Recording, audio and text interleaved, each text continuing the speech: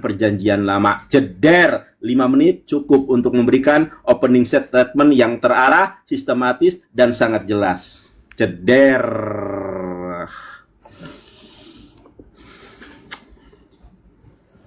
Jangan nangis RK, menang PK aja. Aduh. Tes Melani, terima kasih. RK, kamu kayak Nobita. RK, buka aja ini kacamatamu, sumpah miring gitu. Coba nggak simetris, kacamatamu itu miring. Ya, kacamata gue ini miring, yang sebelah tangkainya ini miring. Iya, makanya jangan dipakai, malu-maluin aja, miring lo. Kalau gue mau pakai kacamata, lo yang ngatur. Nah, lo bilang aja lo mau mancing biar dapat donasi lo, aku aja simetris tuh. Tuh, kalau Nandar. Udahlah Nandar, gas Nandar. Nah, kacamatamu miring. Terserah miring apa terserah saya Nandar. Nah, ini Nandar ya. Saya bilang kamu Nandar ya. Biar saya ajari kau yang baik dan benar. Ya. Berbicara tentang Injil pada umumnya Nandar. Ya. Tidak pernah Muhammad itu ditulis di dalam Injil. Karena ajaran Muhammad itu bertolak belakang dengan ajaran Injil. Injil mengajarkan tentang kabar baik. Injil mengajarkan tentang damai sejahtera. Saya belum menjelaskan dan mendefinisikan Injil itu seperti apa. Ya, karena saya nggak mau keluarkan kartu. Tapi saya akan keluarkan kartu itu pelan-pelan Nandar. Ya. Tetapi saya memulai dari Matius pasal 4 ayat 23. Ketika Yesus berkeliling di seluruh Galilea, ia mengajarkan dalam rumah-rumah ibadat, memberitakan Injil dalam Matius 4 ayat 23. Tolong dong Nandar, jangan pakai muka kayak gitu. Jelek sekali Nandar, serius. Jadi Injil di dalam Matius 4 ayat 23 itu menggunakan kata kai keruson to evangelion. Menggunakan evangelion, itu artinya Injil. Nah Injil ini artinya kabar baik. Markus 1 ayat 14 pun berbicara tentang Injil Allah. Ya, dia menggunakan to evangelion tes basileies, ya, leias. Kemudian Lukas 4 ayat 43 berbicara tentang Injil kerajaan Allah menggunakan kata evangelestai. Nah, itu aja Injil. Nah, apakah kata Injil ini evangelion atau evangelestai ini ada dalam perjanjian lama? Yes, ada dalam perjanjian lama. Kata Injil atau evangelion artinya kabar baik. Pertanyaannya, apa isi kabar baik? Di dalam Septuaginta, evangelion ini diterjemahkan dengan kata besorah. Nah, besorah dalam perjanjian lama ini diterjemahkan dengan kata evangelion dalam Septuaginta. Contoh kasus kata besorah yang dipakai atau evangelion yang dipakai itu adalah dalam 2 Samuel pasal 4 ayat yang ke-10. Biar kau mengerti, Nandar. 2 Samuel 4 ayat 10 itu dia menggunakan kata apa? Kabarnya, kabar baik. Dia menggunakan kata evangelia. Nah, evangelia ini diartikan juga sebagai besorah, kabar baik. 1 Raja-Raja 1 ayat 42 berbicara tentang evangelion, berbicara tentang kabar baik. Apa isi kabar baik itu? Apa isi kabar baik itu yang menjadi pertanyaannya? Isi kabar baik itu berbicara tentang besorah. Nandar, saya pikir kamu memahami tentang bahasa Ibrani. Yohanes 1 ayat 14, dia bilang apa? Hadafar nihya. Apa ini? Basar hesakan betoknu. Isi kabar baik itu berbicara tentang basar hesakan betoknu. Evangelia kabar baik itu berbicara tentang basar hesakan betoknu. Kabar baik itu adalah sang sabda itu telah menjadi manusia. Itu isi dari kabar baik. Apa artinya Injil? Injil artinya kabar baik. Apa isi dari Injil? Isi dari Injil adalah sang sabda itu telah menjadi manusia karena menggunakan kata besorah. Gemah kabar baik, besorah ini sudah ada di dalam perjanjian lama. Proto Evangelion dalam Kejadian 3 ayat 15. Ketika manusia pertama jatuh ke dalam dosa, Allah menjanjikan kabar baik. Nah, begitu Nandar, cara membuat sebuah pembukaan yang benar, melampirkan ayat Alkitab. Jadi, apakah Musa beriman kepada kabar baik, sang kabar baik itu? Yes, Musa beriman kepada sang kabar baik itu. yaitu Kristus. Di dalam Kejadian 14 ayat 18 dalam Taurat Musa, Musa menuliskan, Melkisedek Raja Salem itu membawa roti dan anggur. Apa makna besar daripada roti dan anggur dalam perjanjian lama? Simbol dari kesengsaraan. Dan Yesus Kristus berkata, inilah roti, inilah tubuhku yang dikurbankan bagimu. Apakah Musa beriman kepada Kristus? Yes, Musa beriman kepada Kristus karena Musa menguasai dan mengenal tentang Besorah, yaitu sabda telah menjadi daging dan tinggal di antara kita. Nandar, pertanyaan saya kepada kamu. Apakah Nabi Muhammad mengajarkan kabar baik? Apa isi kabar baik? Pertanyaan saya. Apa isi kabar baik yang dituliskan dalam Al-Quran? Jawab pertanyaan saya.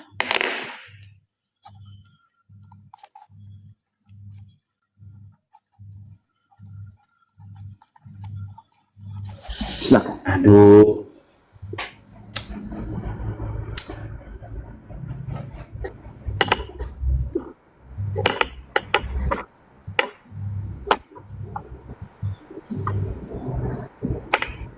Jawab, jangan lupa pertanyaan saya ya. Apa isi kabar baik? Siap. Dalam Al-Quran ya. Ya, siap.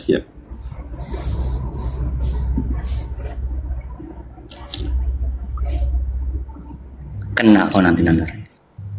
Siap. Oke. Simple pertanyaan saya, tapi jangan sampai kau kena Nandar. Siap. Oke.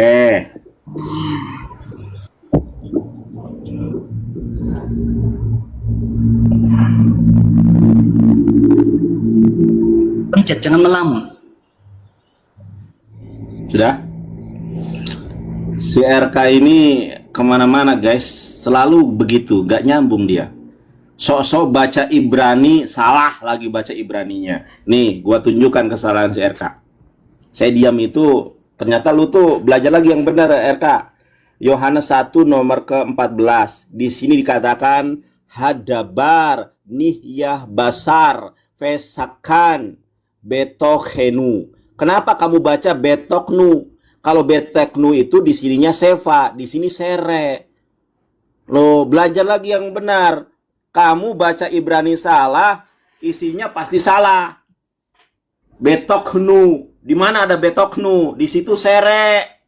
Saya belajar Ibrani 3 tahun, kamu mau bohongi saya. Dol, pada bisa.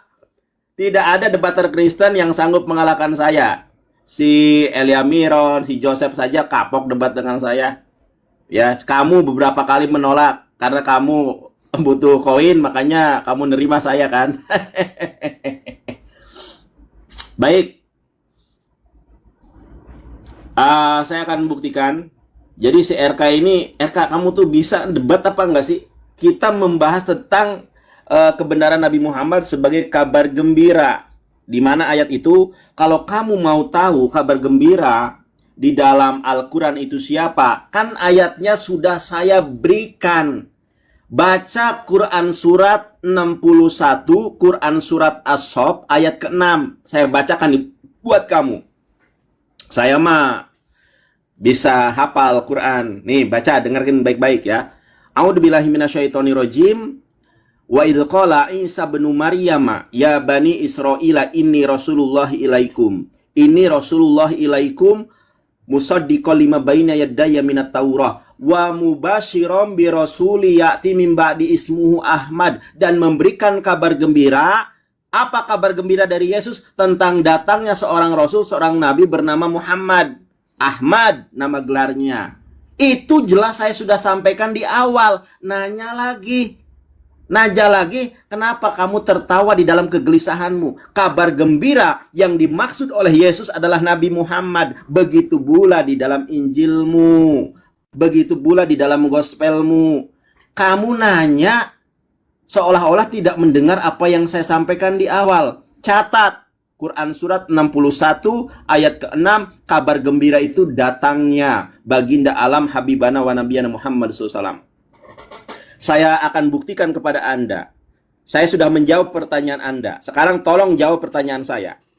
Yesus di dalam Yohanes 16 Nomor 12, masih banyak hal yang harus kukatakan kepadamu, tetapi sekarang kamu belum dapat menanggungnya. Sekarang saya mau tanya kepada Anda, banyak hal apa yang belum disampaikan oleh Yesus? Banyak hal apa yang belum disampaikan oleh Yesus sehingga Yesus memerlukan kedatangan seorang Ahmad. Nih, saya bacakan kepada Anda. Tetapi apabila ia datang, yaitu roh kebenaran, ia akan memimpin kamu ke dalam seluruh kebenaran. Ini bukan Roh Kudus, karena Roh Kudus gagal mempersatukan Protestan dengan Katolik. Katolik baptis percik, Protestan baptis selam. Katolik memuliakan Bunda Maria, Protestan menistakan Bunda Maria. Sebab ia tidak akan berkata-kata dari dirinya sendiri. Mana ada Roh Kudus tidak mampu berkata dari dirinya sendiri, katanya Roh Kudus Tuhan. Tetapi segala sesuatu yang didengarnya, itulah yang akan dikatakannya. Ini berkesesuaian dengan Quran Surat An-Najm ayat 1-4. Dengarkan baik-baik. Quran Surat An-Najm Quran Surat An-Najm ayat 1-4. Wama yang tiku anil hawa in huwa ila wahyu yuha. Nabi Muhammad itu tidak berkata-kata dari dirinya sendiri. Apa yang dia katakan itulah yang didengarnya. Kamu menyembah Roh Kudus, katanya Roh Kudus Tuhan. Mana bisa Roh kebenaran adalah Roh Kudus? Orang ngomong dari dirinya sendiri saja tidak bisa. Yang ketiga, katanya ini Roh Kudus. Sekarang berita apa yang disampaikan oleh Roh Kudus tentang hal-hal yang akan datang di dalam bahasa Ibraninya? Perhatikan. Ini kalau bahasa Ibrani saya benar. Nih, abal hu itu kata ganti orang ketiga laki-laki. Sedangkan Roh Kudus itu perempuan. Kejadian 1 nomor 2, Roh Kudus perempuan. Kalau hu di sini Roh kebenaran laki-laki. Aser hu ruaha ehmet. Emet fonetik spellingnya Ehmet Ahmad. Keseya bo yadrik ethem elkalha emet. Memimpin ke dalam seluruh kebenaran. Khilo yedaber me asmo. Ceder kamu. Jawab pertanyaan saya. Jangan ngelamun kamu. Jawab pertanyaan saya. Tidak ada Kristen yang sanggup mengalahkan saya. Nekwan Pika, thank you so much. Mwah. Kalah si RK. Dia mulai senang guys, karena dia menang PK dia senang. Lah iyalah senang juga lah. Debat menang, PK menang, siapa yang nggak senang? Jawab pertanyaan saya, jangan melebar kemana-mana. Allah kadalah. Dengar baik-baik. Nanti saya kasih pertanyaan kau di ujung. Pegangan Nandar, pegangan baik-baik gitu, pegangan yang kuat Nandar. Soalnya ini kabar baik, kabar gembira dari Nabi Muhammad ini Nandar. Teman-teman penasaran nggak? Pasti penasaran dong kabar gembira dari baginda Rasulullah. Baginda Rasulullah memberikan kabar gembira juga loh. Nanti kita baca kabar gembira dari baginda Rasulullah. Tapi kita jawab dulu pertanyaan Nandar. Sebenarnya udah nggak sistematis tapi nggak apa-apa. Nandar, Yohanes 14 ayat 25, semuanya itu kukatakan kepadamu selagi aku berada bersama-sama dengan kamu. Dia menggunakan kata apa di situ? Tauta lelaleka humin par humin menom. Ya. Kemudian Yohanes 14 ayat 25 itu di situ menggunakan kata Roh Kudus. Nah, Roh Kudus tetapi penghibur ayat 26-nya yaitu Roh Kudus. Yaitu akan diutus oleh Bapa dalam namaku. Dalam namaku yaitu dalam. Nandar, pertanyaan ayat Yohanes 14 ayat 26 yang kau bawakan ini Nandar. Sejak kapan? Teman-teman ingat ya, ini pertanyaan saya. Di mana? Karena dia membawa ayat ini, pertanyaan saya, Nandar. Di mana dalam Asmaul Husna kalian memanggil Allah itu dengan sebutan Bapa? Apakah Nabi Muhammad juga diutus dalam nama Yesus seperti yang kau katakan kemarin? Ya, itu Nandar. Sementara Nabi Muhammad saja tidak mengenal Bapa dalam Al-Quran. Kemudian Nandar, poin berikutnya. Kita lihat Nandar ya, di sini Parakletos. Parakletos ini adalah bentuk apa Nandar? Nominatif maskulin plural. Jadi Parakletos penghibur itu adalah bentuk nominatif, bukan proper name. Kalau Muhammad itu proper name. Ya kan? Kalau Muhammad itu proper name Nandar. Di situ Parakletos yang kau bawakan ayat itu bukan proper name. Di situ nominatif. Apakah Muhammad itu benda? Kata benda? Jawab pertanyaan saya. Ya. Muhammad itu bukan kata benda, bukan nominatif. Kalau di situ penolong itu gramatikalnya merujuk pada proper name, saya mungkin hari ini mu'alaf, Nandar. Karena di situ merujuk proper name, merujuk pada Muhammadmu. Tapi sayangnya ayat yang kau bawakan itu bukan proper name. Tahu malu, Nandar. Jangan kasihan kasih dong nama-nama Muhammad itu ada dalam Alkitab. Walaupun di situ nominatif, jadikan aja itu proper name kasihan nggak ada kayak gitu, Nandar. Memalukan, Nandar. Di situ nominatif bukan proper name, tahu malu. Ya. Kemudian, Nandar, mari kita baca kabar baik yang dimaksudkan oleh Nabi Muhammad di dalam Al-Baqarah 223. Maka lihatin, Nandar. Istrimu adalah ladang bagimu, maka datangilah ladangmu itu dengan benar. Kapan, bagaimanapun yang kamu sukai, utamakanlah hal yang terbaik. Utamakanlah dirimu, bertakwalah kepada Allah, dan ketahuilah kamu kelak akan menghadap kepadanya. Sampaikanlah apa ini, Nandar? Ini kata Rasulullah. Sampaikanlah kabar gembira kepada orang-orang mukmin. Kamu tahu nggak, Nandar, isi kabar gembira ini? Mari kita lihat asbabun nuzulnya. Oh, lap keringat, Nandar. Lap dulu mukanya. Kita lihat. Asbabun nuzul riwayat lain adalah bahwa Umar datang menghadap Rasulullah dan berkata, "Ya Rasulullah, celakalah aku ya Rasul." Nabi bertanya, "Apa yang menyebabkan kamu celaka?" Ia menjawab, "Aku berjimak dengan istri dari belakang tadi malam." Sehingga muncullah ayat ini. Rasulullah bilang itu adalah kabar gembira. Kita lihat kabar gembiranya, asbabun nuzulnya apa? Aku dengan istriku dari mana? Dari belakang tadi malam. Sehingga dia bilang, aku celaka ya Rasul. Sehingga ayat ini mengatakan kabar gembira. Nandar, kabar gembira yang dimaksudkan dalam Alkitab itu bukan berhubungan yang begitu-begitu, Nandar. Kabar gembira dari belakang ini pertanyaan saya, Nandar. Jangan tertunduk lesu, Nandar. RK itu slow tapi pedas mulutnya, ya. Kabar gembira yang dimaksudkan itu apa, Nandar? Dari belakang itu maksudnya apa, Nandar? Tolong dijawab. Lain kali mukanya, Nandar jangan marah, jangan nangis, Nandar ya. Nekwa, terima kasih, menang lagi. Aduh, berkat Nekwa nih menang lagi. Bunda Nekwa, terima kasih. Nekwa ini laki-laki apa perempuan nih? Makasih ya, berkah selalu. Nekwan. Kalau Mas RK. Aduh. Ayo mulai. Pantes ya, teman-teman, diakui atau tidak ya, bukan saya menyombongkan diri. Banyak yang mu'alaf itu menyebut nama Bang Juma dan menyebut nama saya loh. Saya mu'alaf karena sering lihat debat Bang Juma. Ada tuh yang bisa Ibrani, bisa Yunani, bisa Arabik, bisa Aramaik. Siapa namanya itu yang ganteng itu katanya? Oh, itu Yonatan Nandar. Itu saya diakui loh. Tapi tidak ada orang Kristen yang murtad gara-gara lihat debat RK dengan saya.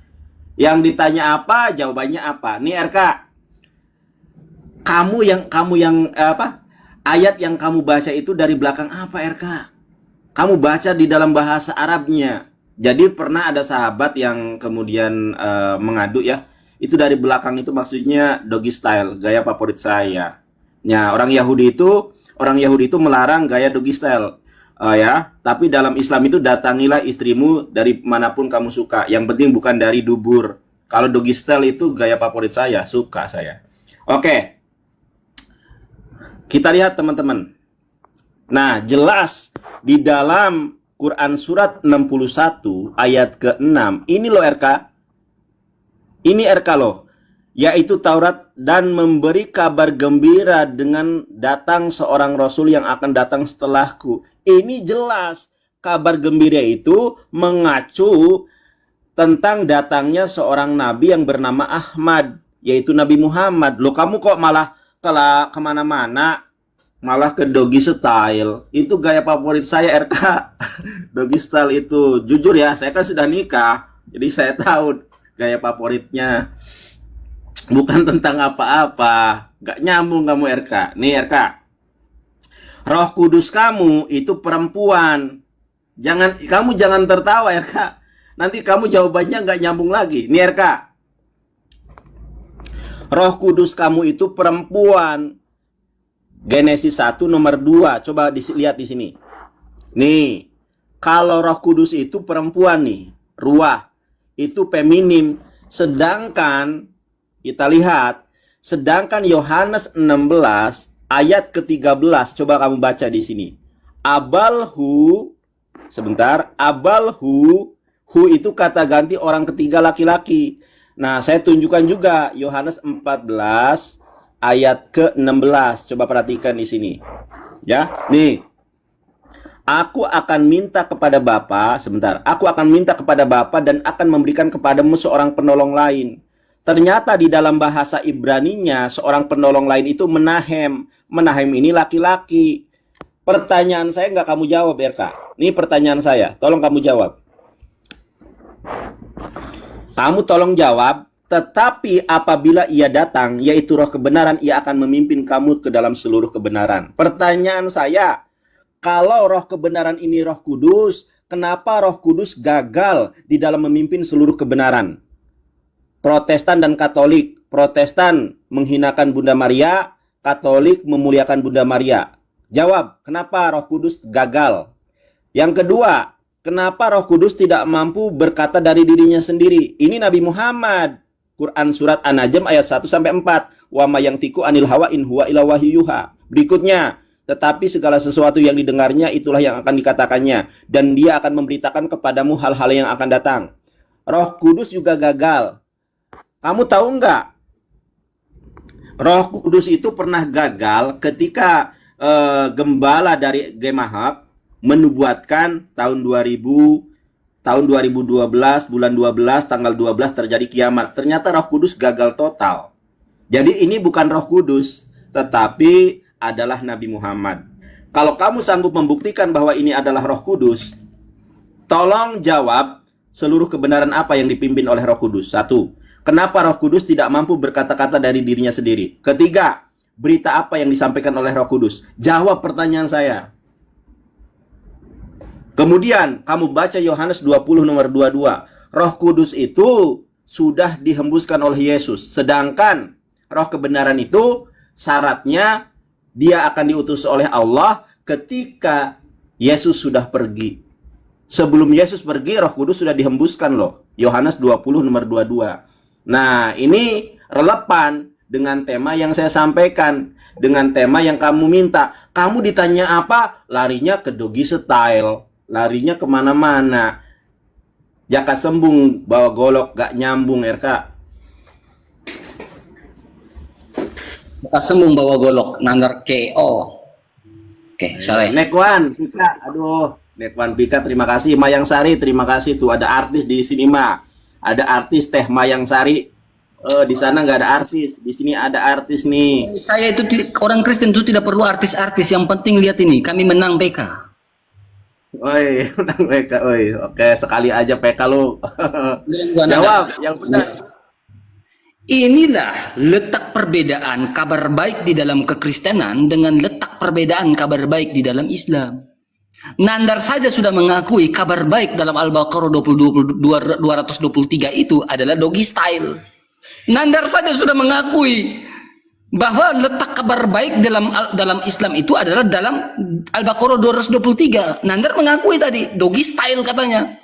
Nah, tetapi orang Kristen kabar baik itu apa? Sang Sabda itu menjadi manusia. Bas basar wesakan betoknu.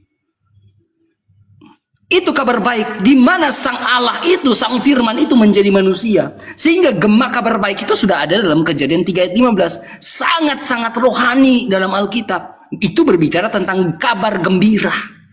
Dan ketika Maria menerima kabar gembira dari malaikat Gabriel, maka ia mengandung dari Roh Kudus. Maria menerima kabar dalam doa dalam Angelus Domini. Maria menerima kabar gembira dari malaikat, maka ia mengandung dari Roh Kudus. Nah, itu kabar baiknya. Nah, sekarang Nanda, perbedaannya sudah jelas. Kabar baik di dalam kalian itu adalah kabar baik berbicara tentang apa? Al-Baqarah 23, Dogista. Itu kan yang kau bicarakan sesuai dengan asbabun nusulnya. Kemudian Nanda, poin berikutnya. Roh Kudus itu nggak pernah gagal, Nandar. Ini Nandar, saya tunjukkan, Nandar ya. Roh Kudus itu tidak pernah mengajarkan tentang apa? Kedengkian, kemabukan, pesta pora, dan lain-lain. Roh Kudus itu mengajarkan tentang apa? Buah-buah roh, kasih, sukacita, damai sejahtera, kemurahan, kebaikan, kesetiaan, kelemahan. Ini surat Rasul Paulus kepada jemaat di Galatia. Rasul Paulus gak ngajarin ini, Nandar. Dalam surah Muhammad ayat yang keempat, Roh Kudus tidak pernah mengajar untuk tebaslah batang leher mereka. Karena kerja Roh Kudus itu adalah apa? Kelemah lembutan, penguasaan diri. Kerja Roh Kudus itu nggak mengajarkan tebas batang leher mereka. Bigo. Roh Kudus itu mengajarkan kelemah lembutan, bukan mengajarkan tentang apa? Tebaslah batang leher mereka. Itu buah-buah roh. Kenal, Nandar. Kemudian Nandar, ya, poin kedua, maaf Nandar, saya halus saja Nandar.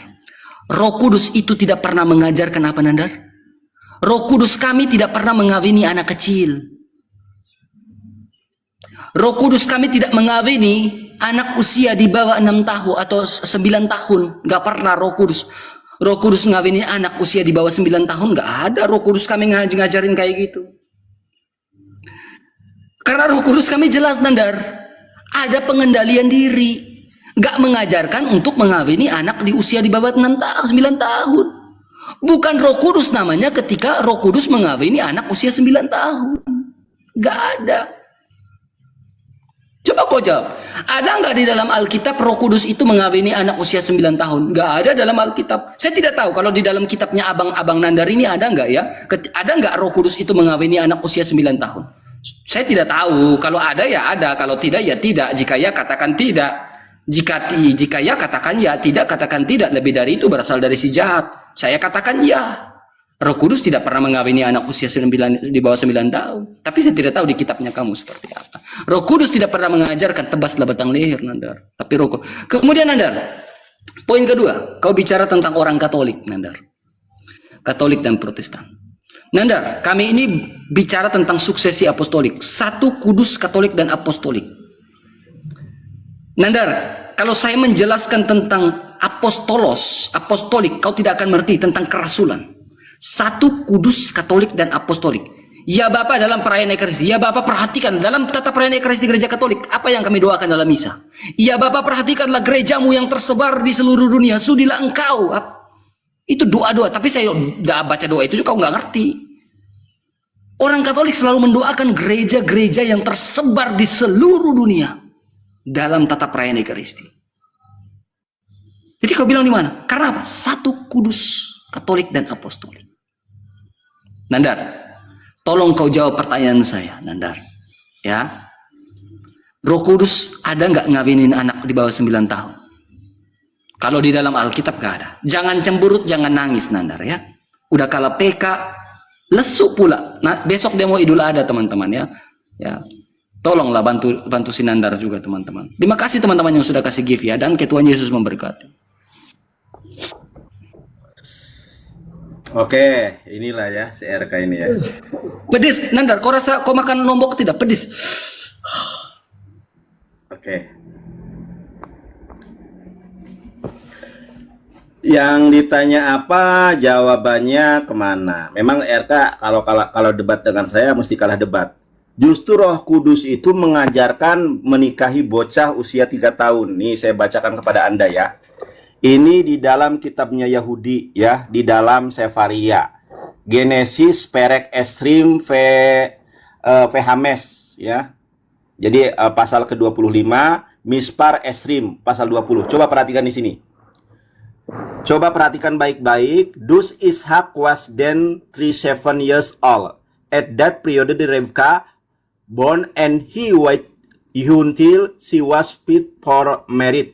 3 years and then married her. Tuh, ternyata Roh Kudus menikahkan Ishak dengan Ribka pada saat Ribka usia 3 tahun. Sementara Ishak itu 40 tahun. Ishak menunggu apa? Menunggu Ribka sampai usia 3 tahun dari 37 tahun. Setelah 3 tahun barulah Ishak menikahi Ribka. Ini Roh Kudus mengajarkan bocah 3 tahun dinikahi, jeder. Sudah saya katakan ya. Tidak ada pendebat Kristen yang sanggup mengalahkan saya. Semua hujatan Kristen itu dijawab oleh Bible mereka sendiri. Umur 9 tahun. Di dalam Biblemu, Roh Kudus mengajarkan menikahi Ribka usia 3 tahun. Wah, sempit kali itu kali ya. Krek, krek, krek. Waduh, apalagi punya saya besar, panjang. Wah, bahaya itu. Nah, Yesus mengajarkan, RK, inilah Islam itu lengkap. Makanya kata Yesus, Nabi Muhammad akan mengajarkan seluruh kebenaran.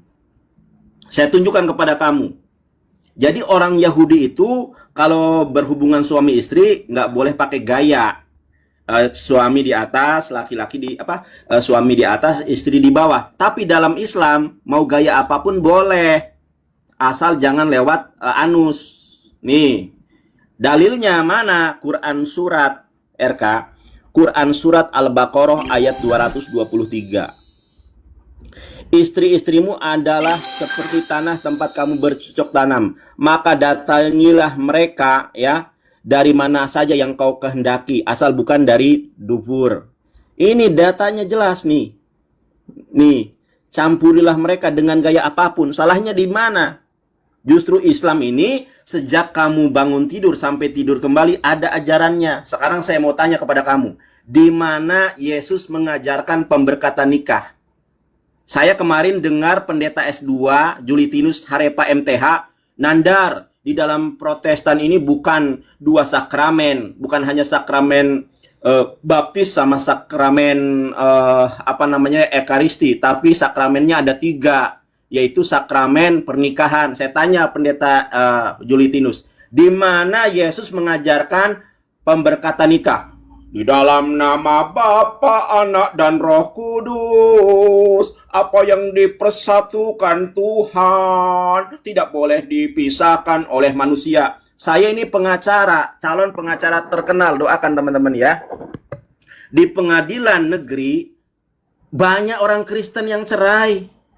Ngomong saja di dalam Bible nggak boleh dipisahkan. Ternyata faktor terbesarnya karena karena ekonomi dan perselingkuhan.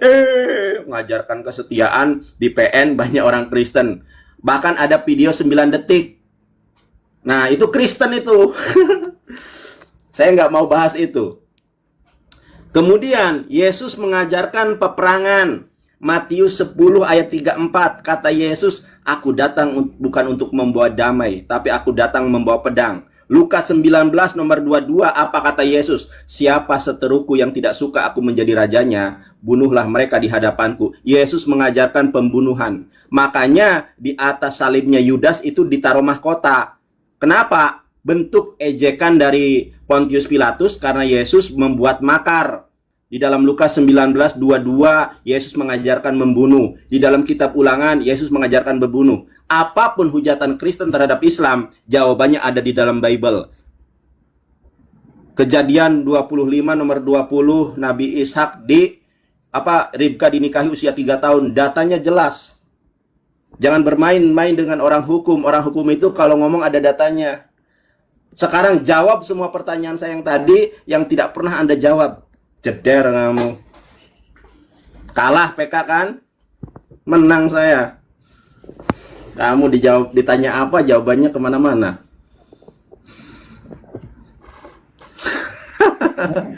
Nggak tinggi kok kau kan? Wah, beda sedikit aja lo. Beda sedikit aja lo, bangga. Jawab pertanyaan gua. Jadi menang kan? Beda sedikit. Jangan nangis lo, jawab pertanyaan gua. Kenapa Yesus berbuat makar? Lukas 19 nomor 22. Tentang makar ya? Iya, Yesus berbuat makar. Kayak OPM. Kamu tahu nggak OPM kenapa berbuat makar? Ini udah keluar daripada jalur ya Nandar, tapi nggak apa-apa, sabar ya. Yang keluar dari jalur ente. Ditanya apa jawabannya? Lain kemana, lain ditanya, lain dijawab. Nah, Jawab pertanyaan saya. kita lagi bahas tentang makar. Iya, makar OPM. Terima kasih. Ya. Nanti kita tahu siapa yang pembuat makar, Nandar ya. Iya. Terima kasih. Oh, makasih Kak Kamu Agnes. kenapa? Kok selalu aja muter-muter? Kita sedang membahas tentang Nandar ya. Kita lagi bahas tentang ya. Oke. Nandar, kau memancing saya untuk membahas sesuatu yang sangat-sangat saya senang, Nandar.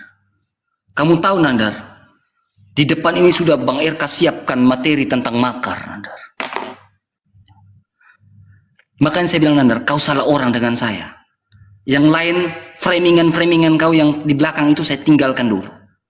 Saya fokus dengan kata-kata kau tentang makar. Kau bilang Yesus makar. Oh, saya tidak terima. Saya tidak terima. Kau salah orang dengan saya, Nandar. Saya tinggalkan dulu framingan-framingan kau yang di belakang. Sudah cuk, sudah ke sana, sudah ke sini. Saya tinggalkan.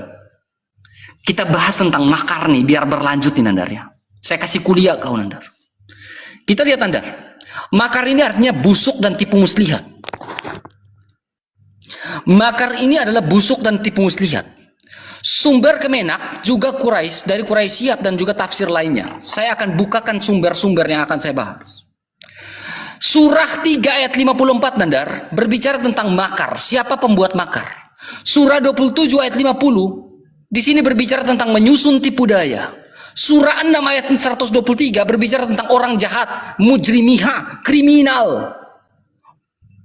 Kemudian dalam apa? Surah 8 ayat 30 berbicara tentang khairul makarim. Coba kamu buka dalam surah 8 ayat 30. Berbicara dalam surah 8 ayat 30. Surah 8 ayat 30 berbicara tentang khairul makarim. Siapa yang membuat, siapa pencetus khairul makarim? Saya paling senang nih, siapa sang pendusta itu?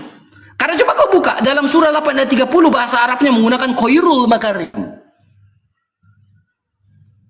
Coba kau buka. Kalau RK salah, silakan bantah. Nah, khairul makarim ini apa? Nandar, saya kasih kau kuliah, Nandar, gratis, Nandar, 2 SKS. Apa kalau tentang rencana Allah? Kita lihat, Nandar ya. Khairul makarim ini apa, Nandar? Saya tunjukkan kamu tentang khairul makarim. Ya. Dalam surah 8 ayat yang ke-30. Ya. Surah 8 ayat 30. Dia bilang apa surah 8 ayat yang ke-30? Nandar, saya akan bahas satu persatu itu, Nandar. Tenang, Nandar. Kita lanjutkan tentang makar ya. Dan ingatlah ketika orang-orang kafir Quraisy memikirkan tipu daya terhadap Muhammad untuk menangkap dan memenjarakan engkau, membunuh. Allah menggagalkan tipu daya. Allah adalah sebaik-baik pembalas tipu daya. Dalam surah 8 ayat 30. Kemudian dalam surah 6 ayat 123. Siapa yang menjadikan manusia itu sebagai orang jahat, sebagai orang kriminal? Nanti habis ini saya buka datanya. Saya buka datanya, ya. Nah, surah 3 ayat 54 berbicara tentang khairul makarim. Siapa pembuat khairul makarim itu? Dalam surah 8 ayat 30. Coba kau lihat. Ya. Nih, Nandar. Dia bicara apa?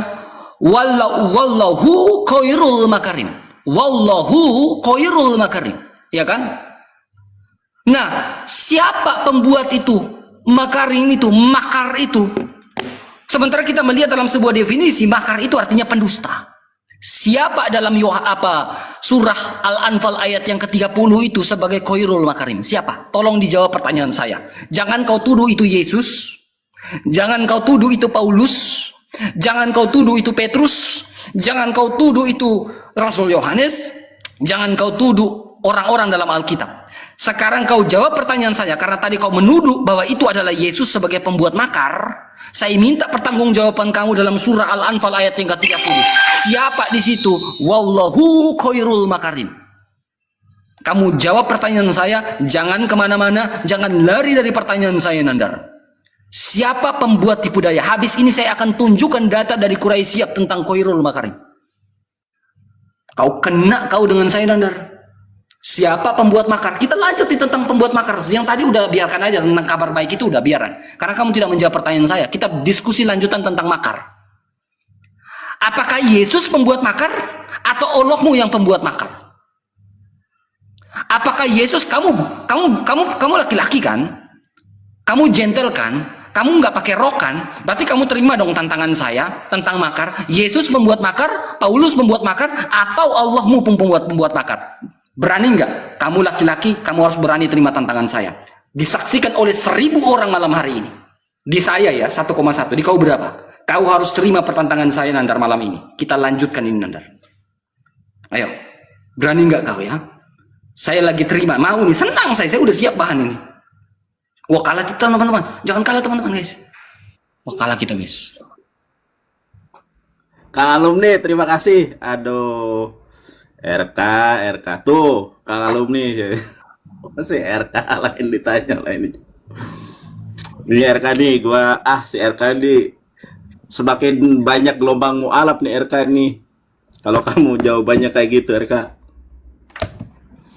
Ntar ya RK ya, gua izin translate dulu nih. Kejadian 25 nomor 20, saya translate dulu ke bahasa Indonesia. Translate choice Indonesia. Nah ini. Ya oke, mulai. Mulai, jangan panik.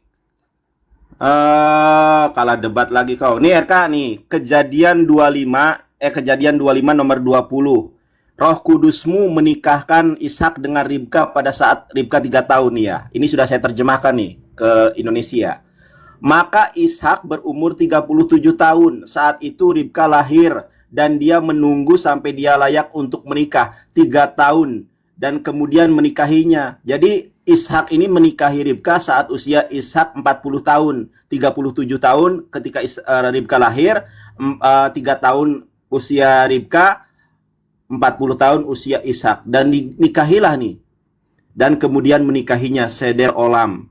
Sudah saya katakan, apapun hujatan Kristen di dalam Bibelnya, Ribka dinikahi usia 3 tahun. Sebagai seorang lawyer, calon lawyer terkenal, insya Allah doakan ya 1.200 orang.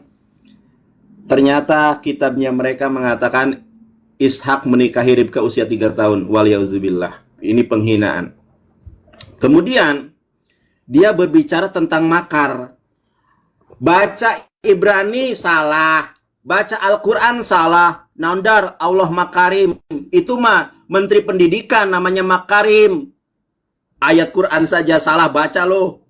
Lo debat salah pilih orang. Saya nggak bisa dibohongi.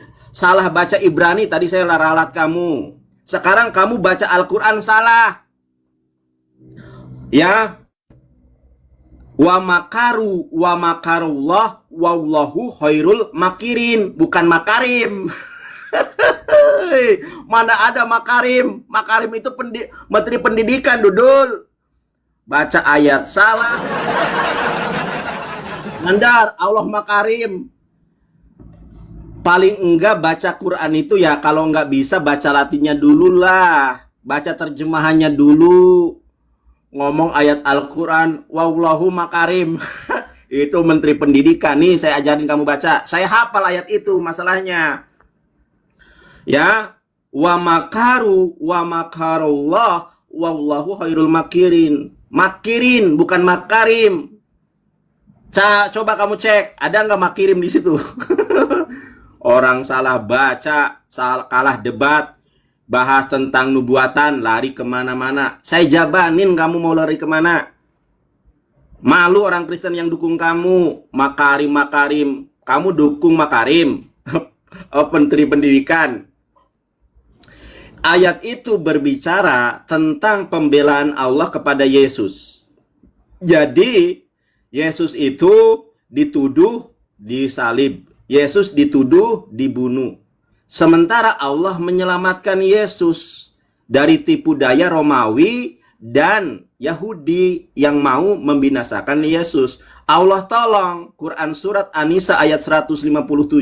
Wa ma qataluhu wa ma salabuhu walakin subbihalahum. Mereka tidak menyalibnya, mereka tidak membunuhnya, Yesus diserupakan.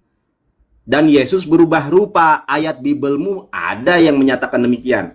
Saya tunjukkan yang berbuat makar itu adalah Yesus. Nih, saya tunjukkan ayatnya. Udah salah baca, makarim. Kamu nggak malu sama Ustadz? Yang nonton saya ini ada Ustadz juga. Wallahu makarim. Anjay, Makarim. Nih, inilah Yesus mengajarkan ajaran kekerasan dan makar, teman-teman ya. Akan tetapi semua seteruku ini yang tidak suka aku menjadi rajanya, bawalah mereka kemari dan bunuhlah mereka di mataku. Kenapa Yesus atau Yudas yang mereka anggap Yesus ditaruh mahkota berduri? Karena Yesus bermimpi menjadi raja. Kenapa Yesus bermimpi menjadi raja? Karena Mesias itu adalah seorang raja, bukan seorang miskin seperti Yesus. Yesus itu miskin, pengikutnya saja cuma 12 orang. Ketika Yesus mau disalib, para pengikutnya kocar-kacir. Kenapa orang Yahudi tidak percaya kepada Yesus? Karena Mesias yang dijanjikan ini adalah seorang raja, punya pasukan. Mesias yang benar itu adalah Nabi Muhammad.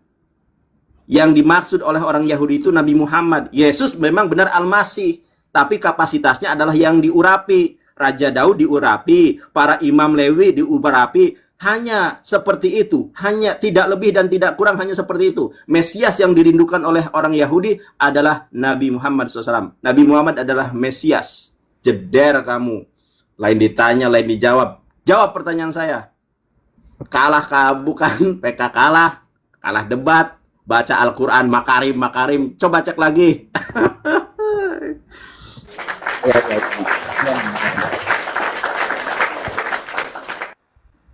Coba RK cek lagi bacaan Qurannya, bener nggak Makarim?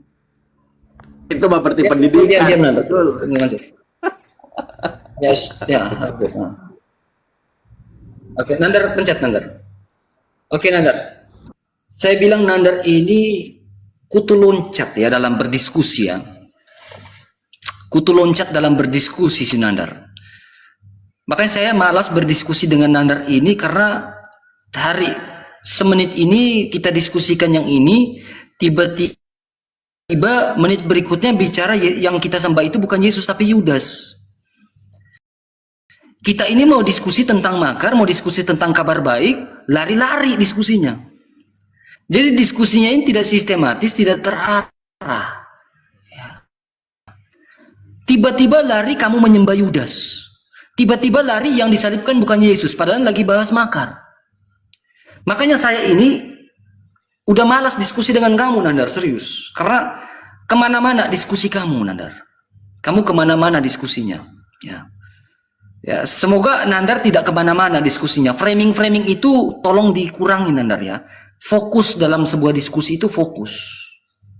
Jangan kemana-mana. Kalau orang cerdas itu fokus dalam diskusi. Hanya orang bodoh, hanya orang tolol yang diskusinya kemana-mana. Ya, maaf Nandar, saya harus omong kamu bodoh Nandar. Karena kamu diskusinya kemana-mana. Nah Nandar, kamu baca ini Nandar. Kalau kamu berakademis, diskusilah yang terarah. Ini Nandar, perhatikan baik-baik Nandar. Muhammad, ini tentang Muhammad nih. Ya. Di sini berapa? Allah adalah sebaik-baiknya. Sebaik-baiknya Allah itu pembalas tipu daya. Iya kan? Kita lihat nih Nandar. Di dalam bahasa Arabnya dan juga bahasa Inggrisnya dia bilang apa? The best, terbaik sebagai khoirul.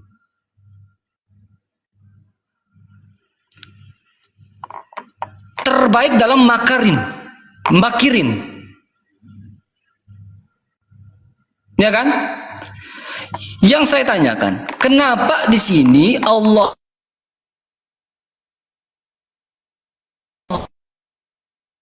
best sebagai perencana terbaik dalam sebuah makar? Mari kita buka dalam sebuah definisinya.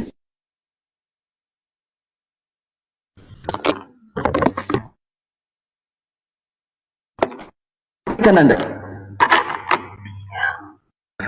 Kementerian Agama, makar itu hanya dilakukan oleh orang-orang kafir. Siapa Allahmu sebagai the planners of the best Khairul? Sementara pandangan di sini mengatakan, Kemenak mengatakan makar itu adalah untuk orang-orang kafir. Siapa Allahmu ini Nandar? Ini Kemenak yang mengatakan loh, makar itu hanya untuk orang-orang kafir. Lah di sini Allah sebagai the best of the planners. Khairul makirin. Siapa Allahmu ini, Nandar?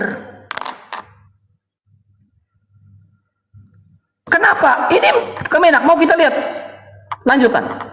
Arti makar yang disebutkan oleh yang dipakai oleh orang-orang makar bermaksud buruk. Orang-orang makar itu bermaksud buruk. Makar dihubungkan nih. Hanya orang-orang yang bermaksud buruk, Nandar. Nih, dari pemaparan di atas maka dapat disimpulkan bahwa makar itu adalah melakukan tipu daya secara sembunyi-sembunyi, memalingkan orang lain dengan tujuan suatu bentuk tipu daya, menimpakan hal-hal yang dibenci orang lain dengan sembunyi-sembunyi. Siapa Allahmu? Kok di sini dikatakan sebagai the best makirin?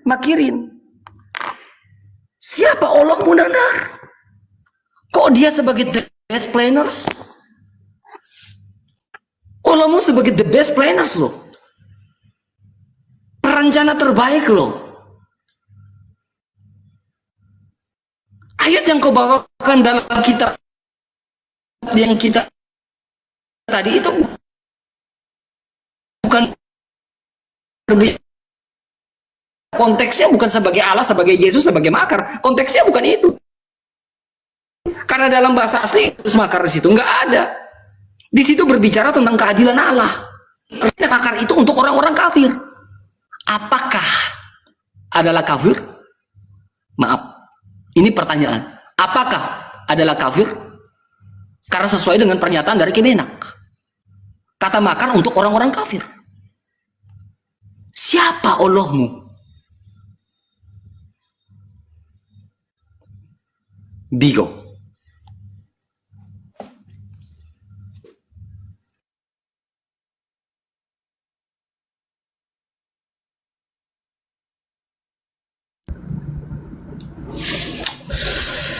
Aduh, sampai aku tersendak kayak tadi ketawa. Aduh, ya Allah, ya Rabbi.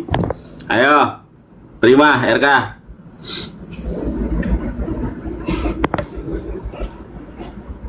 Terima. Kan sudah saya sampaikan, yang lari-lari kemana-mana itu ente, bahas tentang kabar gembira, lari ke pernikahan, lari ke makar. Sudah salah baca, ngotot kamu. Nih RK, gua kasih tahu yang bener. Kalau lu nggak percaya, bukan makarim, makarim lagi. Ada apa sih lu? Kok nyebut-nyebut menteri pendidikan terus? Heran deh. Salah baca lu tuh. Nih, gua baca ya.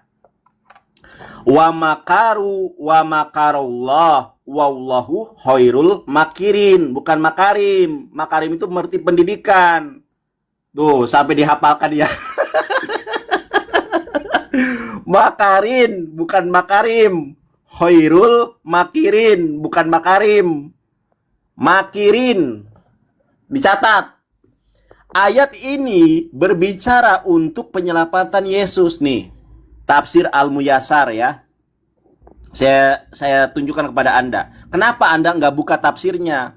Orang-orang kafir dari Bani Israel telah berbuat makar kepada Isa dengan mencari orang yang diperintahkan membunuhnya dengan keji. Maka Allah melemparkan kembaran Isa kepada seorang laki-laki yang menunjukkan mereka kepadanya. Maka mereka menangkapnya dan membunuhnya serta menyalibnya dengan sangkaan dari mereka bahwa dia adalah Isa. Justru ayat Al-Imran, Quran surat Al-Imran ayat 54 ini membela Yesus. Yesus mau dibunuh oleh orang-orang Yahudi dan Romawi. Kemudian Allah membalas tipu daya orang-orang Romawi dan Yahudi dengan menyerupakan Yesus. Justru kami ini membela Yesus. Sedangkan orang-orang Kristen justru menuduh Yesus. Yesus disalib. Itu hoax terbesar RK. Yang dibahas kabar gembira larinya ke makarim. Larinya ke pernikahan. Setelah saya tunjukkan Roh Kudus menikahkan Ribka saat usia 3 tahun, lari ke makar. Yang berbuat makar itu siapa? Yang berbuat makar itu Yesus. Lukas 19:27. Makanya tingkah laku Yesus di dalam Lukas 19:27 ini dicontoh oleh teroris OPM di Papua. Coba, OPM itu nggak ada yang beragama Islam. Semuanya agama Kristen. karena terinspirasi dengan Lukas 19:27. Saya nggak ngerti RK. Yang saya tanya apa, kamu jawabannya kemana-mana. Ketika kamu jawab kemana-mana, nuduh saya yang kemana-mana. Sekarang saya tanya kepada kamu RK. Yohanes 16:12, seluruh kebenaran apa yang dipimpin oleh Roh Kudus, sementara Roh Kudus gagal mempersatukan Katolik dan Protestan. Baptisnya beda, liturginya beda, sakramennya beda. Sudah gagal kalau itu Roh Kudus. Kedua, kenapa di situ Roh kebenaran tidak mampu berkata-kata dari dirinya sendiri? Katanya Roh Kudus. Kalau Roh Kudus adalah oknum ketuhanan, dia mampu untuk berkata-kata dari dirinya sendiri. Yang ketiga, berita apa yang disampaikan oleh Roh Kudus? Saya tanya, ini yang mestinya kamu kupas, ini yang mestinya kamu jawab. Jangan kemakar, bacaannya makarim, makarin, padahal makirin. Beda artinya. Inilah Al-Quran. Kamu salah ucap, salah makna. Makarim itu orang yang dimuliakan. Gimana sih membedakan makirin dengan makarim aja tidak bisa. Kalau dalam bahasa Ibraninya sering saya katakan lehitraot haferim, pehaferot hayakarim. Ya karim itu yang dimuliakan, yang disayangi. Ini hoirul makirim, sebaik-baiknya yang dimuliakan. Artinya beda. Makirim Bakarim dengan makirin, Dudul. Tuh kan, garuk-garuk kepala. Udah jawab saja pertanyaan saya. Sekarang saya tanya kepada Anda secara spesifik. Siapa yang ngajarin para pastor, para pendeta tentang pemberkatan nikah? Di dalam nama Bapa, Anak, dan Roh Kudus. Apa yang disatukan Bapa tidak boleh dipisahkan oleh manusia. Siapa yang ngajarin itu? Itu yang ngajarin manusia. Yesus tidak pernah ngajarin. Roh Kudus tidak pernah ngajarin. Ceder kamu. Jawab.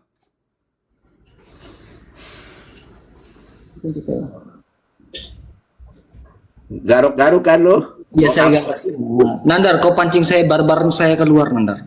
Loh. Ya udah jangan gitu RK kamu mah kalau kau tahu toh RK kalau barbar kayak gimana? Ya iya, lu kalau udah jangan RK kalau barbar kayak gimana? Kau mau memancing singa yang mau lagi tidur? Enggak, sekarang saya tanya. Ini kita dari hati ke hati. Sekarang lanjut, pencet. Enggak. Sebentar dulu. Kok lu mau barbar? Emang gua barbar dari tadi. Kau lagi pancing singa yang lagi tidur, brother. Iya, sudah silakan. Gimana saya pengen tahu. Oke. Nandar, ya, maaf ya. Gini Nandar ya. Saya bilang kamu ini ngaco. Tadi bahas tiba-tiba lari ke pemberkatan. Kan kemana-mana Nandar. Lari ke pemberkatan, lari ke ini. Apa yang mau kau bahas inti poinnya? Ini Nandar, perhatikan Nandar ya. Bunuh diri sebagai jalan ke surga. Kau pancing saya tentang OPM kan? Bunuh diri sebagai jalan ke surga. Lihatin Nandar. Cara masuk surga dengan melakukan bom bunuh diri. Maaf, ini buku yang ngomong, bukan saya. Janji kenikmatan mendapatkan surga 72 bidadari. Ya. Lihat ini, An-Nisa ayat 66. An-Nisa ayat 66 mengatakan apa? Dan sesungguhnya kalau kami perintahkan kepada mereka, apa ini Nandar? Bunuhlah dirimu. Dan keluarlah kamu dari kampung, niscaya mereka tidak akan melakukan. Siapa yang mengajarkan ini? Kemudian Nandar, poin berikutnya Nandar. Lihat ini. Al-Baqarah 2207. Surah 2, 207. Dan di antara mereka yang mengorbankan apa? Mengorbankan dirinya. Karena mencari keridhaan Allah dan Allah Maha Penyantun. Siapa yang berbicara tentang OPM di sini? Nandar, lanjut. Surah At-Taubah 111. Sesungguhnya Allah membeli dan orang-orang mukmin diri dan harta mereka dengan memberikan surga kepada mereka. Mereka berperang pada jalan Allah. Berperang dengan jalan Allah. Lalu mereka apa? Berperang dengan jalan Allah, lalu mereka apa? Membunuh dan terbunuh. Kemudian Nandar, poin berikutnya Nandar. Perhatikan baik-baik. Di dalam surah ya Al-An'am ayat 123, dia bilang apa? Surah Al-An'am ayat 123 dia bilang apa? Jadikanlah orang-orang jahat sebagai pembesar agar melakukan tipu daya. Padahal mereka hanya menipu diri sendiri dan menyadarinya. Kita lihat dalam korpusnya. Dia bilang apa? Surah 6 ayat 23 di sini kata bahasa Arabnya apa? Mujrimihah. Mujrimina ini apa? It's criminals. Siapa yang menjadikan manusia itu sebagai seorang kriminal, sebagai seorang mujrimihah? Pertanyaan saya, siapa yang menjadikan manusia itu sebagai seorang yang mujrimihah? It's criminals. Mari kita hubungkan dengan ayat-ayat yang saya baca sebelumnya. Itu surah 6 ayat 123. Tolong jawab pertanyaan saya. Itu mujrimihah itu apa? Criminals.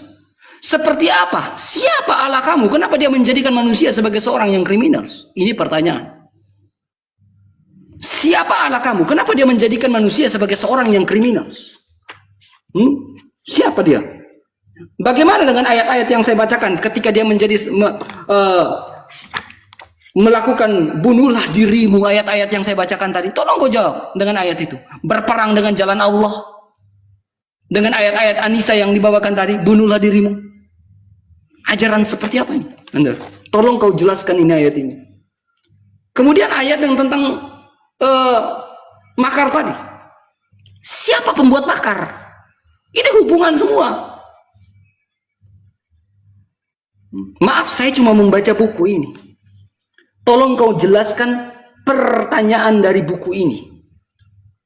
Bunuh diri sebagai jalan ke surga. Nandar, saya baru kasih keluar selembar dari buku ini, Nandar. Saya baru kasih keluar. Belum saya kasih keluar dari bersatu tebal dari buku ini, Ibnu Katsir. Belum saya kasih keluar dari ini lagi, Nandar. Belum saya keluarkan. Jadi kalau kita diskusi itu, diskusi yang terarah. Jangan tiba-tiba lari ke pemberkatan, tiba-tiba lari ke Yesus itu tidak disalibkan, tiba-tiba lari ke sana, tiba-tiba lari ke situ. Kita diskusi ini tenang, baik-baik gitu. Jangan lari ke sana, lari ke sini, lari ke situ, lari ke sana, tiba-tiba pemberkatan.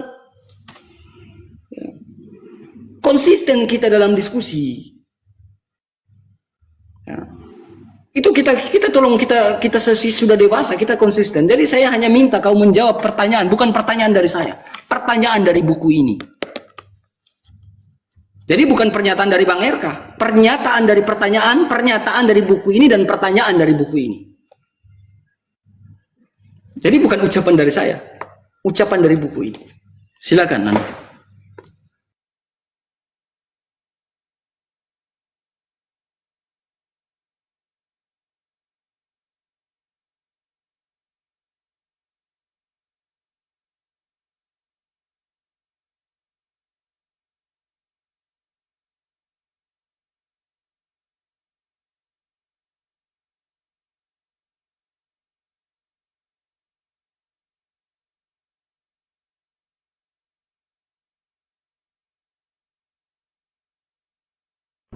Jangankan satu buku, jangan satu halaman, satu buku saja gua jawab lu. Di dalam Islam yang namanya bundir itu nggak boleh. Dalilnya mana? Quran surat, perhatikan ini RK. Ini gua kasih tahu. Quran surat An-Nisa ayat 29 ya. Bahasa Arabnya nih. Wala taqtulu anfusakum. Ini ya. Ini aku mah bisa Ibrani, bisa Yunani, bisa juga baca Al-Qur'an. Wala taqtulu anfusakum innallaha kana bikum rahima. Artinya apa? Nih. Islam itu melarang, dan janganlah kamu membunuh dirimu. Sesungguhnya Allah adalah Maha Penyayang kepadamu. Lalu kamu bertanya tadi, itu tentang Nabi Musa. Ketika Nabi Musa memerintahkan kaumnya saling bunuh-membunuh atau bunuh diri, baik di dalam ayat Al-Quran maupun di dalam ayat Bible, itu berbicara tentang Musa. Ketika Musa mengetahui bahwa bangsanya menuhankan patung anak sapi, akhirnya Musa menghukum bangsa Yahudi untuk membunuh diri mereka sendiri. Al-Quran menceritakan kisah tersebut. Di dalam Bible-mu ada juga, Dul. Ente ini, aduh, nih. Berkatalah ia kepada mereka, beginilah firman Tuhan, Allah Israel, baiklah kamu masing-masing mengikatkan pedangnya pada pinggang dan berjalanlah kian kemari melalui perkemahan itu dari pintu gerbang ke pintu gerbang, dan biarlah masing-masing membunuh saudaranya dengan teman tetangganya. Di dalam Bible-mu dijelaskan kisah Musa, bagaimana Bani Israel dihukum oleh Tuhan, dihukum oleh Allah untuk bunuh diri atau bundir. Allah menceritakan di dalam Al-Quran tentang kisah ini. Bukan Allah melegalkan bundir. Justru Allah di dalam Quran surat An-Nisa mengatakan, baca Arabnya, Al-Qurannya, wala taqtulu anfusakum, janganlah kau bundir. Kenapa? Innallaha kana bikum rohima. Kenapa? Karena Allah Maha Penyayang kepadamu. Sudah saya bilang, kamu lawan debat kamu ini seorang gembala agung. Mau baca, mau kamu lemparkan beribu pertanyaan dari buku tersebut. Saya ini bukan anak kemarin sore. Debat saya sudah 600 tahun yang lalu. Loh, kamu nggak tahu saya. Saya kira mau mengeluarkan data hebat. Tentang kisah Musa. Dalilnya Al-Quran ada. Nih dalam hadis ya. Nih dalam hadis gua tunjukkan sama kamu. Nih bahasa Arab gundul saja saya bisa baca nih ya. Man qatala nafsihi bisai'in adzabahu yaumul qiyamah. Artinya apa? Barang siapa yang membunuh dirinya dengan sesuatu, ia akan diazab dengan itu di hari kiamat. Mangkotala nafsihi bisai'in azabihi yaumil qiyamah. Nggak ada harokatnya, bisa baca. Kamu wallahu khairul makarim. Baca Arab nggak becus, baca Ibrani salah. Tak kira singa, ternyata anak embe. Belajar lagi RK. Joseph saja sama saya kapok debat. Mau bahas Katolik, saya tahu ahlinya Katolik. Mau bahas Protestan, saya ahli Protestan. Mau bahas Bible, Ibrani, Yunani, Aramaik bisa baca.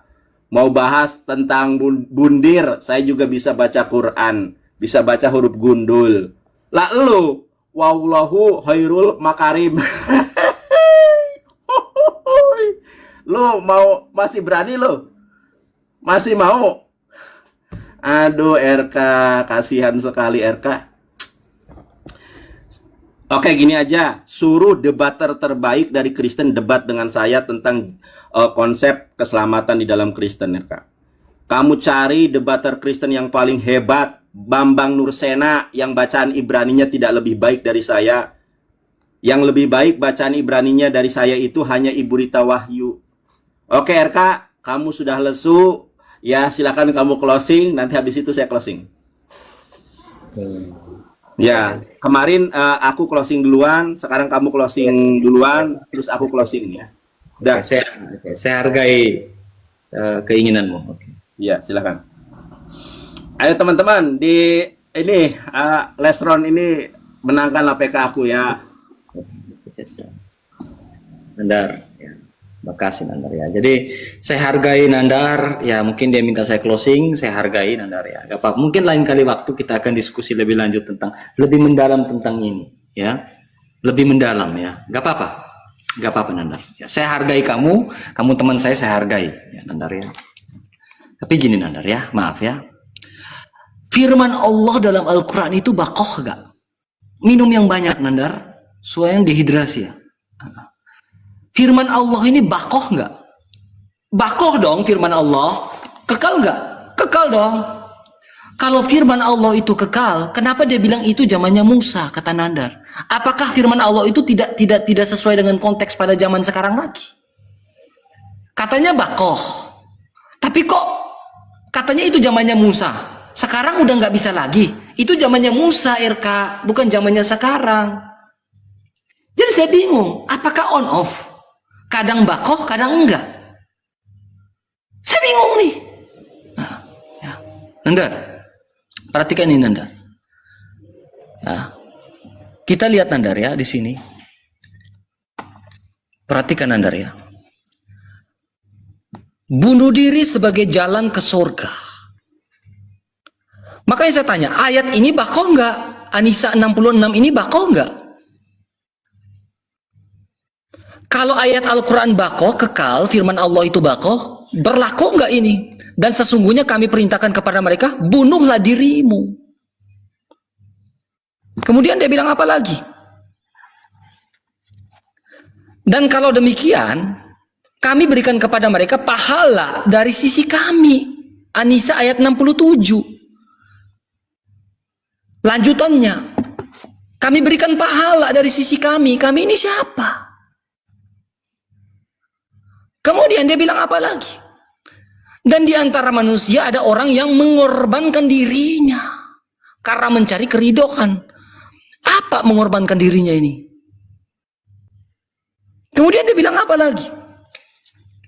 Berperang pada jalan Allah. Jalan ke surga.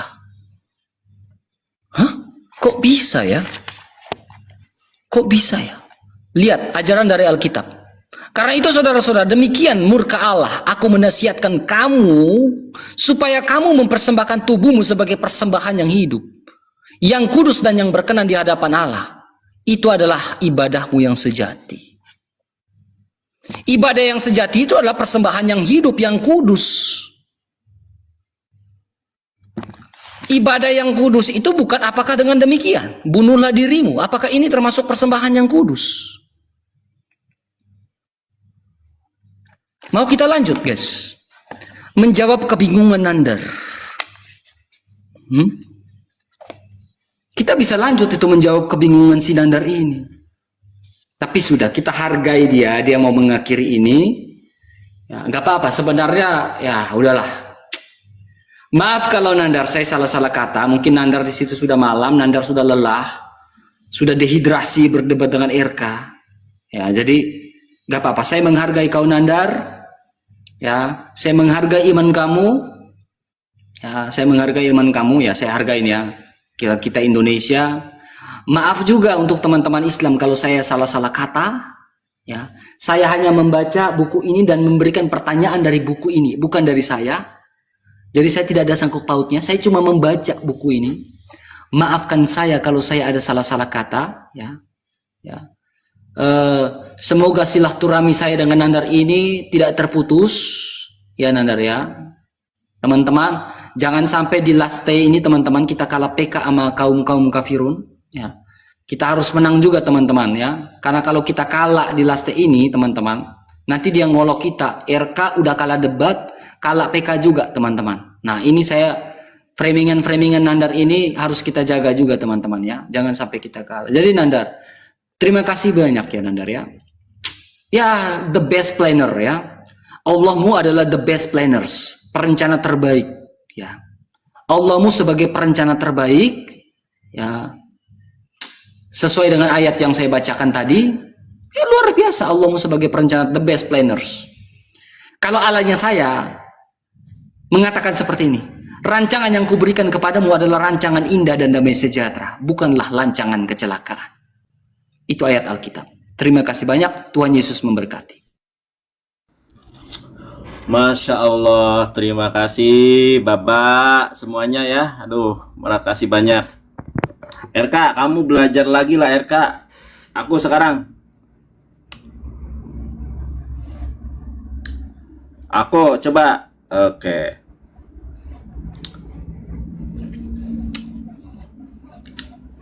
Kayak mute ya. Wujud kidam bako mukhalafatul hawadisi qiyamuhu binafsihi wahdaniyat kudrat irodat wallahu khairul makarim. Salah Nandar, firman itu bakoh dudul. RK, kalau mau belajar tentang Islam, belajar yang serius. Nggak ada. Allah itu bakoh, nggak ada. Nih, gua kasih tahu. Masya Allah, Caniga, terima kasih. Kalau bakoh itu artinya serangga, RK. Nih, ya, ini tuh bakoh. Bakoh itu artinya serangga. Baka, Bakoh, nih. baka, Bakoh itu artinya serangga. Yang kamu maksud itu bako. Bako dengan bakoh itu beda. Wujud kidam bako. Bukan bako. Kamu berdebat dengan orang Islam. Saya ahli Ibrani, ahli Yunani, ahli Aramaik. Dan saya Islamnya bukan Islam KTP. Dulu sekolah di Universitas Muhammadiyah Sidoarjo, Candi Gelam. Di UIN Sunan Ampel Surabaya. Disertai Ali Al-Akbar Surabaya, dosen saya dulu, ya 10 tahun yang lalu, Kiai Haji Abdus Somad Al-Bukhari, Profesor Jahro, Profesor, pokoknya guru-guru besar UIN, Sunan Ampel Surabaya. Nggak bisa kamu bodohi. Bakoh, bakoh, bakoh, mana ada bakoh, serangga, bakoh itu. Kamu pengucapan aja salah. RK, belajar lagi ya, Bang RK. Anda salah ngomong saja. Kalau bahasa Arab beda arti. Bakoh dengan bako itu sesuatu hal yang berbeda. Kalau bakoh artinya serangga.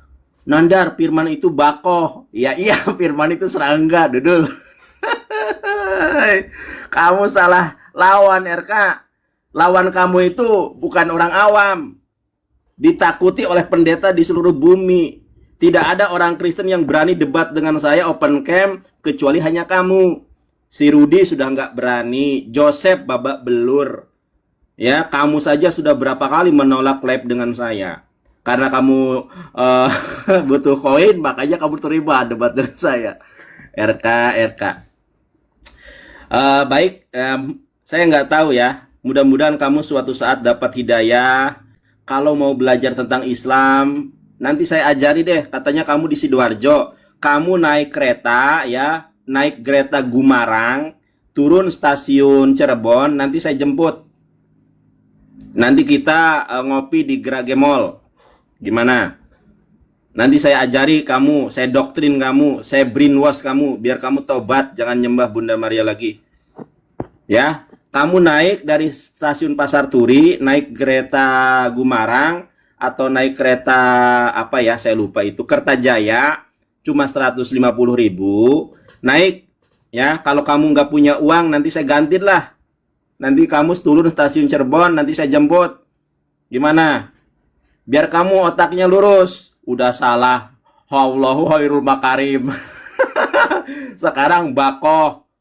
Aduh, RK Hoirul mikirin. Aduh. Tapi saya haturkan terima kasih. Kenapa? Karena kita ini simbiosis mutualisme. Ya, kamu itu menguntungkan